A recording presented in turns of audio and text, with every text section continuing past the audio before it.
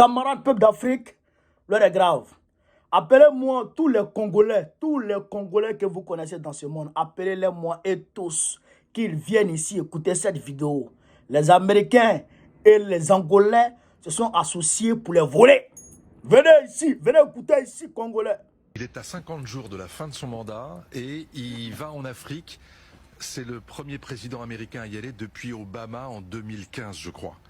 Il va en Angola pour favoriser, développer, financer, mettre la dernière main à ce projet de chemin de fer qui va du port de Lobito en Angola jusqu'à Kolwezi de la République démocratique du Congo et qui est en fait le principal endroit où vous trouvez le plus de minerais absolument cruciaux pour le fonctionnement de l'économie mondiale aujourd'hui. C'est-à-dire, vous trouvez à la fois tous les matériaux qu'il vous faut pour l'économie numérique à travers les matières premières des composants électroniques, mais aussi tous les minerais nécessaires pour l'économie verte, c'est-à-dire essentiellement le lithium pour la fabrication des batteries électriques.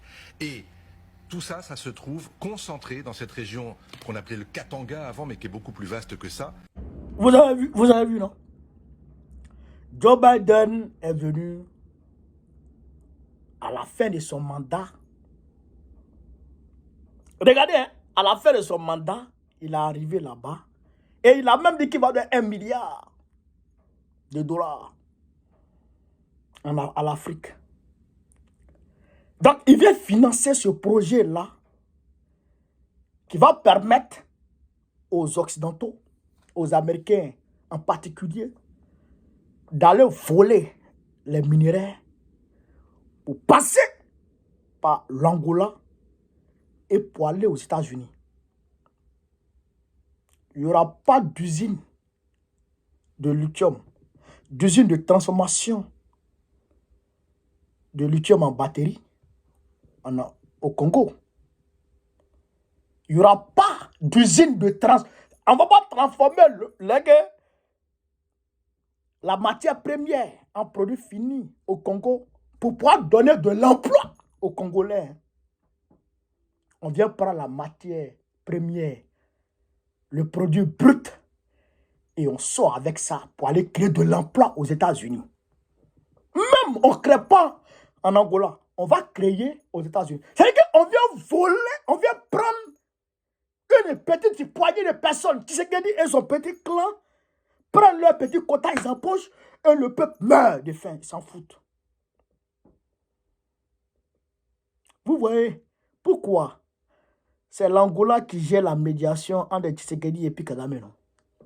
C'est les Américains qui sont derrière l'Angola, qui ordonnent à l'Angola de gérer cette médiation. Pendant ce temps, Tshisekedi lui-même, il est ami aux Américains. Et les mêmes Américains sont amis à l'Angola. Et l'Angola qui est ami au Rwanda. Et le Rwanda qui est ami aux Américains à travers les Anglais. C'est un club d'amis qui terrorise le peuple congolais, qui pille, qui vole, qui asphyxie, qui chosifie, qui bestialise, qui détruit le peuple congolais et le Congo avec. Tshisekedi en tête. Tshisekedi est un malheur pour le peuple congolais. Si vous n'entendez pas ça, moi je vous dis ça. Sortez le samedi prochain, il y a une manifestation pour dénoncer tout ce qui se passe au Congo. Une manifestation ici à Paris, à Château-Rouge. Sortez, vous tous. On va aller s'insurger. Il faut qu'on parle ce jour. On doit parler samedi. Sortez, on va se croiser à Château-Rouge à Paris 13h30. Demande à tout le monde, tous les Congolais, sortez en partie. Ce qui se passe là, c'est trop grave. Aujourd'hui, Joe Biden et les démocrates sont en train de placer leur dernier pion pour 2028. Parce qu'ils veulent revenir en force en 2028. Ils ont placé leur pion déjà en Afrique de l'Ouest. Ils ont placé leur pion déjà en Afrique centrale, qui est le président angolais. Il a déjà gracié son fils. Il est même probable que son fils devienne candidat des démocrates en 2028. Joe Biden, il a déjà gracié son fils. Il a déjà, comment on appelle ça, lancé ses derniers pions au niveau de l'Ukraine. Il a déjà lancé ses derniers pions. C'est pourquoi il a autorisé l'Ukraine à prendre tout ça. Il a déjà mobilisé les dernières aides à l'Ukraine. Ils sont en train de finaliser leurs derniers pions. Ils sont en train de déjà finaliser leurs dernières actions pour se préparer à venir en force en 2028. Donc, le Congo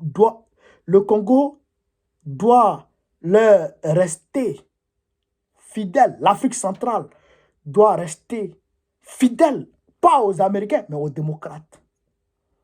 C'est leur mangement, c'est leur mouvement. C'est ça qui va leur permettre demain de financer leur campagne. Vous comprenez ça? Donc, mobilisez-vous. On se retrouve samedi à Château-Rouge et on va parler. Vive l'Afrique libre, vive le panafricanisme, que Dieu sauve le Congo. Gbagbo, président du Congo en 2025, Inch'Allah.